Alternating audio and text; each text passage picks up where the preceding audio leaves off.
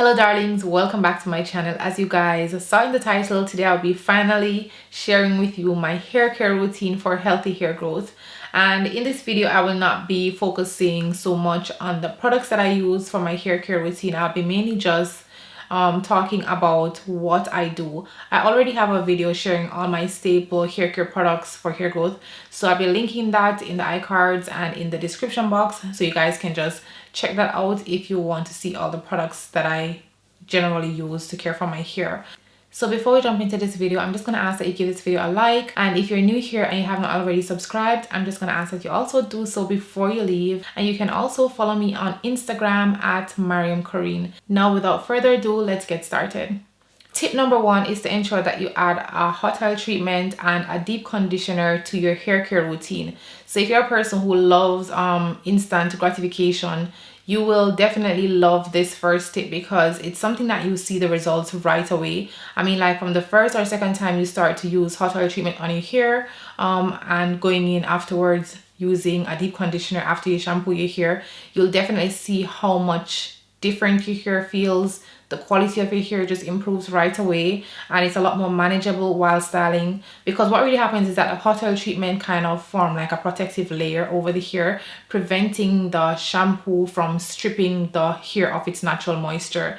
And when you go in with a deep conditioner right after, depending on the type that you're using, it just helps to even further moisturize the hair or strengthen the hair if you're using more of a strengthening deep conditioner. So this combination of hot oil treatment before shampooing and then going in with a deep conditioner after shampooing, I must say, is one of the chief contributors to the health of my hair. The second step which I take in caring for my 4-wow hair, because yeah, that's what I'm calling my hair now, because I don't think I fit in any of these categories, this 4C, 4B, 4A.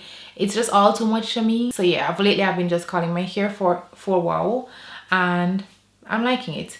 So the second step which I take is to ensure that I do a 20-minute scalp massage 2 to 3 times per week. So I would just basically apply some Jamaican black castor oil to my hair and just gently massage it in. So I know some of you might be thinking, yeah, you can't commit to doing a 20-minute massage 3 times per week, but you guys would be surprised to see how easy it is to inject this into your hair care regimen, because it's something that doesn't need a slot for itself. You could always do it while you're doing something else. So you could be watching television and massaging your scalp, you could be reading a book, or you could even be FaceTiming and massaging your scalp, or you could just split it up and do like 10 minutes in the morning and 10 minutes in the evening. It doesn't really matter. Just ensure that you find your fingertips working through your scalp a few times per week. If you can't make the full 20 minutes, doesn't really matter. It's better to go at least 5 to 10 minutes than to do none at all. So I definitely recommend doing a scalp massage a few times per week.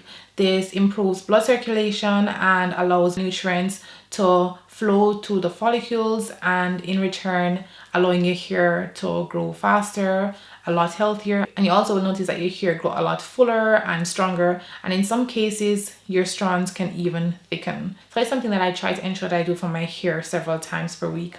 So the third tip is to minimize manipulation to the hair, and that basically needs no explanation more than to just give the hair a break. Take your hand out of your hair.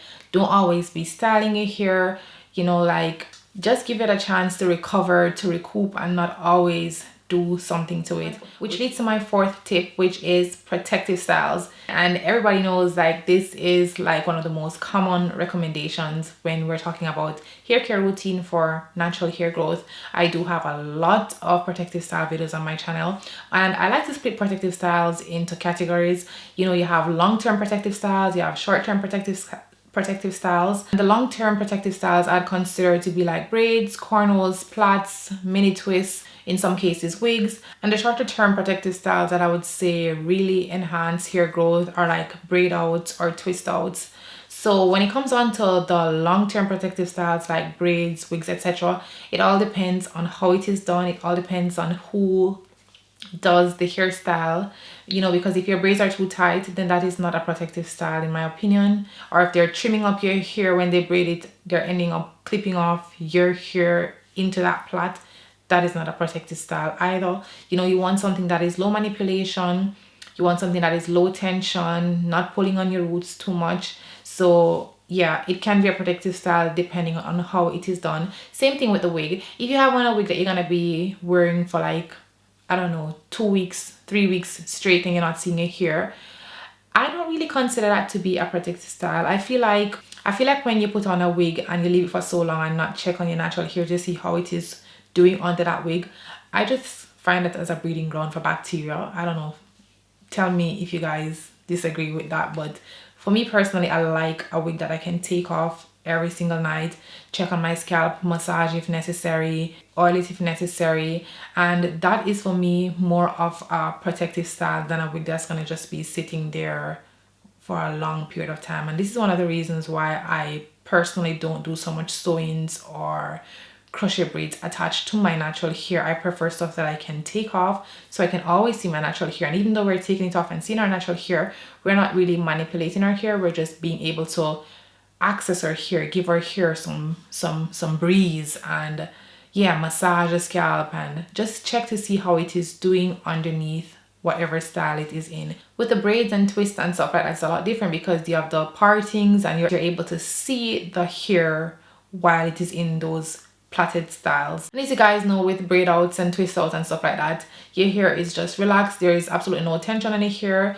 It's just in its free state, and you just need to brush in the front and go, and you don't need to be manipulating it every single day. So yeah, I think it is important to ensure that you're choosing the right protective style for your natural hair if you're looking to retain length and improve the overall health of your hair.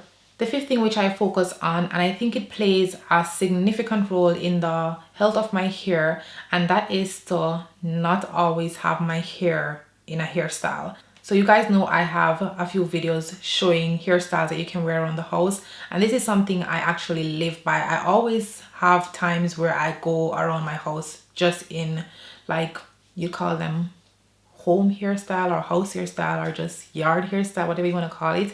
But I don't always have my hair nicely styled to say, yeah, like a pretty updo or something. I sometimes just have my hair in 2 jumbo plaits or 1 jumbo plait.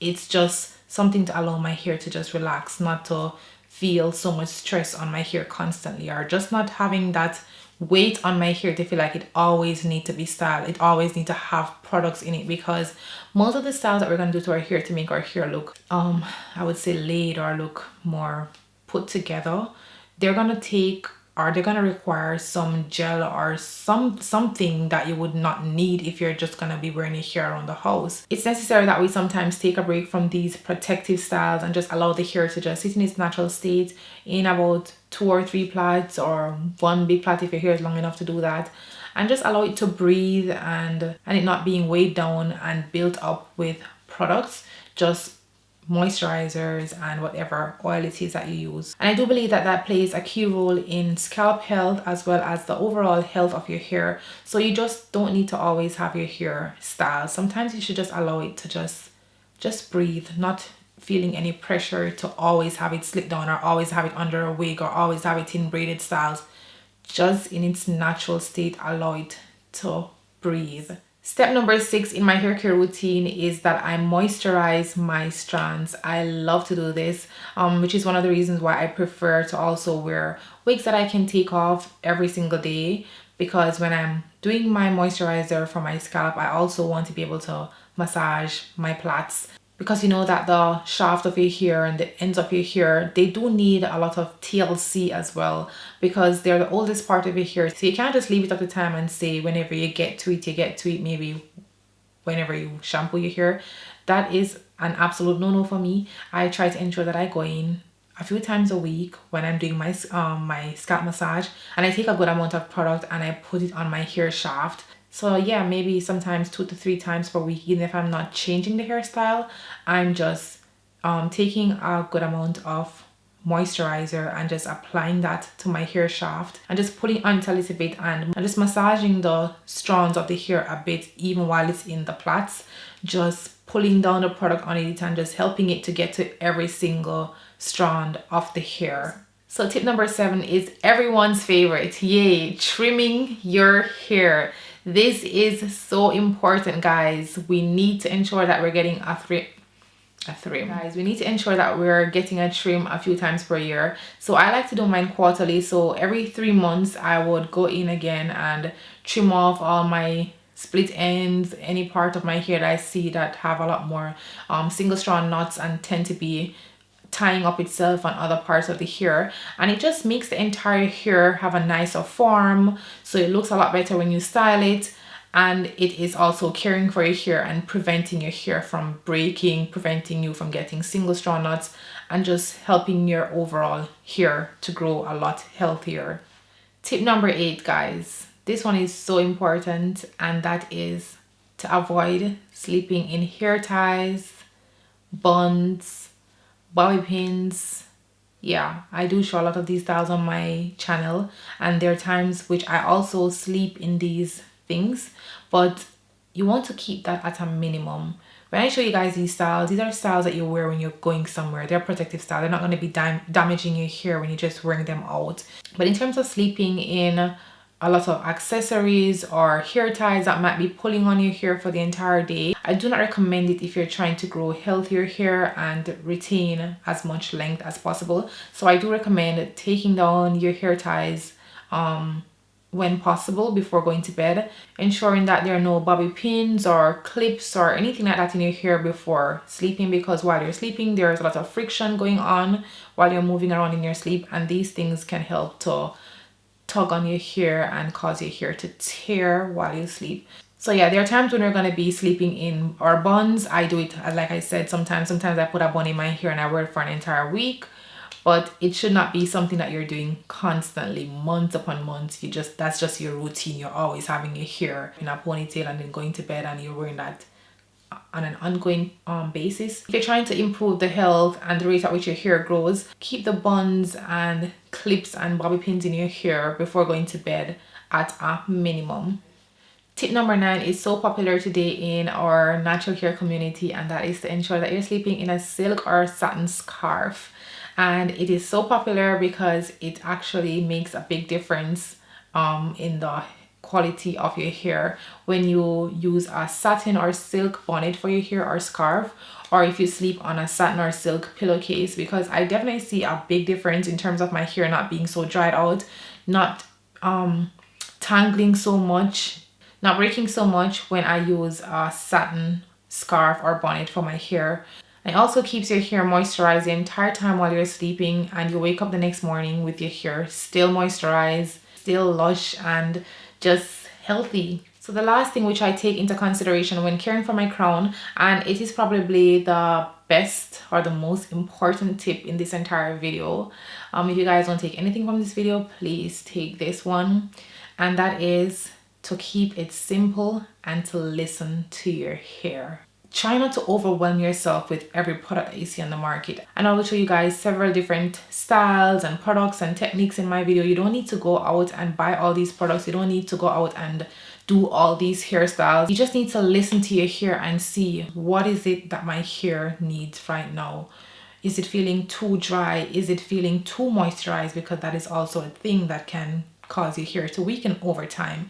Does it need protein, or should I stop using protein, or should I up the moisture level in my hair? Just take some time and just pay attention to your hair and see what it is that your hair needs. Not everything that I use for my hair, or not every step that I take for my hair will work for your hair. And there's nobody on the internet that everything that they do for their hair will work for your hair. It's just taking that time out, trying a few things and figuring out what works for your hair, and also keeping your hair care routine as simple as possible. You don't want a routine that's gonna overwhelm you. You have 1,000 products in front of you, you don't know where to start, and just even thinking about wash day is exhausting because you're thinking, oh my gosh, I need to do this step, and you're seeing 10 steps. You don't need so many steps to have healthy hair. Just try to remember when your mom was doing your hair when you were a lot younger. You know, like in my situation, my mother didn't do so many steps. It was just shampoo, condition, and then she would oil it when she's plaiting it up, and my hair was thriving. My hair was healthy. I didn't have to think about if my hair was growing or not. It was just always growing healthy and looking fine, and I'm sure for most of you guys that was the same situation. So just try not to overwhelm yourself with too many products, too many steps, and just keep it simple listen to your hair, and I'm sure you'll be fine. So this is basically it for this video. I really hope you guys found this video helpful because it was just like so long overdue. So yeah, I just gave you guys like all of my $1,000,000 prized steps for my hair care routine, and I'm curious to know what are some of your prized steps for your hair care routine. So comment below and let me know what are the important and fundamental steps that you've been using that have been making your hair a lot healthier, glowing, retaining your length. So yeah, that is it for this video. Thank you all so much for watching. Don't forget to give it a like, subscribe if you haven't already, and I will see you all in my next video.